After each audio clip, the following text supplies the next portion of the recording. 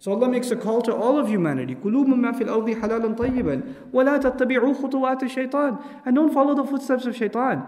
Here these people were arguing, we're following our forefathers' footsteps. Allah says, actually no. All of what you're following, when you try to go against the halal, what is that actually? It's the footsteps of shaitan. That's all that is. You don't be confused into thinking that's your tradition, that's your culture, that's your heritage, that this is your pride and your civilization. There's none of that. That's all delusion. What it really is footsteps of shaitan. إِنَّهُ لَكُمْ عَدُوٌّ مُبِينٌ. Certainly he is a clear enemy to you. Yeah, you love your family, you love your tradition, you love your history, but you have to hate shaitan. And if he got the best of them, he shouldn't get the best of you. Don't let the love of your family tradition allow you to become a friend with shaitan. Don't let those two things get confused with each other. Another very important consideration. You know, sometimes our loved ones, they ask us to do questionable things. Especially for the Muslims nowadays when it comes to weddings, is a good example. You know, they ask us to do questionable things. They ask us to, for example, take out a credit card loan, or go and do an overly extravagant wedding that's going to put everybody in a financial difficulty. Then of course the way the party is going to happen is also not exactly going to be halal, you know. And there's going to be, you know, dancing and this and that. And this is a typical Muslim wedding. You can't even tell the difference between that and a Christian wedding nowadays. Except for the imam that walks in for 5 minutes and everybody puts the napkin on their head. And, you know, except for that part, you can't even tell the difference, right? No, they hire a DJ and everything. This friend of mine back from college, right? He invited me to his wedding. And I kind of knew that it's going to be a little shady. So I was trying to get out of it somehow because I try not to be part of those kinds of gatherings. But out of respect for the family, I went at least to say salam. And the DJ he hired, was the owner of the halal meat store. Okay, so the guy I buy meat from every week, right? So I walk in and this guy's like blasting music, he's like in the groove. I'm like, is that you? He sees me and he puts nasheeds on. I'm like, save it, bro. I was here or not, Allah's been here, man. You know, and he's just like avoiding eye contact. I'm like, yeah, no, this is too awesome. But this is like, you know, and this is at a Muslim wedding, right? And I'm not passing a fatwa on music or anything, but the kind of gathering, you can tell shaitan's there. You can tell. You can tell when there are no barriers, there are no restrictions between inappropriate interaction. You know, when Muslim women are dressed, and they're decked out. They can get dressed up for themselves, that's fine. But when they're dressed in a way, like, I'm sorry to be offensive, but it looks, you know, back home, the way they dress like elephants, like in Hindu tradition. And they like deck them out in all these fancy colors. They do this with buses in Pakistan. You ever see that? Those crazy colors and bells and whistles hanging. That's how they dress our women. You know, they're like this insane colors flashing at you. You know, this is just completely inappropriate for a public setting for a Muslim woman. For a Muslim woman. And when you ask them, why do you do that? They'll tell you, this is how we do things. What are you talking about? This is how everybody, your cousins had a wedding. What are they going to say if we don't have a wedding like this? Why are you so extreme? This is how we do things in our family.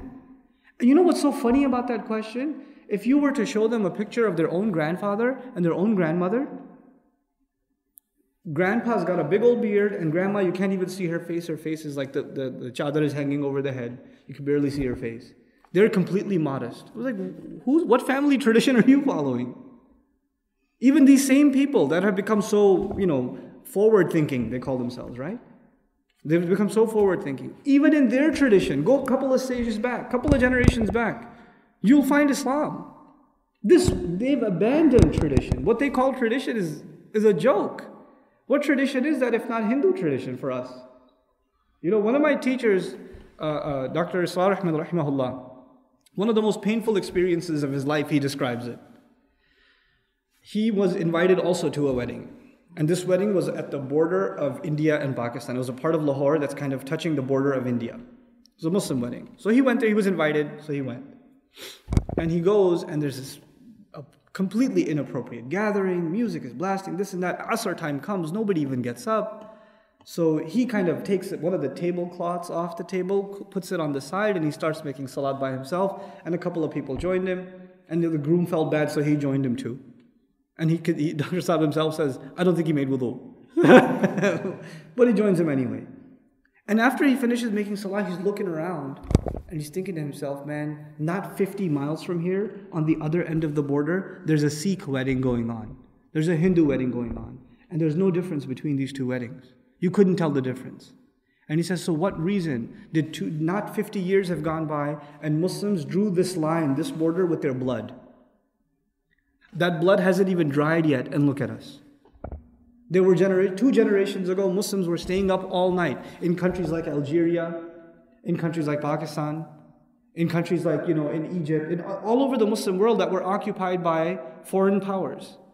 Muslims would stay up the entire night, not even in Ramadan, every night, collectively making dua, get rid of this evil force that is on us. If you get rid of this force, Ya Allah, we will worship only you. We want our children to be able to say La ilaha illallah. We will serve your deen. We will show you what Islam really is. Get rid of these evil forces on top of us. And Allah removed many of those forces. And what happened? What loyalty did we show Allah? This is the same exact thing Bani Israel had done, by the way. Bani Israel asked Allah for relief from oppression. And then Allah gave them freedom and then said, let's see what you do. Let's see when you get power, let's see how you hold on to power. Let's see what you do with that power. What have the Muslims done? What do we have to show for ourselves? SubhanAllah. We love talking about politics. Before you talk about bringing about change in the political spectrum, how about we talk about our family situations? How about Islam in the family? And our extended families. Those of you guys that are sitting here in the masjid, probably most of you, you're the weirdos in your family. Right? Most of your families are like, they think religion is a joke. And you guys are extreme, you've lost your way. And they look at you and they laugh and they say, that thing is still on your face? And they look at your women and they say, you're still wearing that thing? You're going to go to the Eid party looking like that? Might as well not come. That's how they'll talk to you. That's your own family. This is the crazy situation we're in. We have to convince the Muslims to go to halal and tayyib. And here Allah is talking to all of humanity and saying, كُلُوا مِمَّا فِي الْأَرْضِ حَلَالًا طَيِّبًا وَلَا تَتَّبِعُوا خُطُوَاتِ الشَّيْطَانِ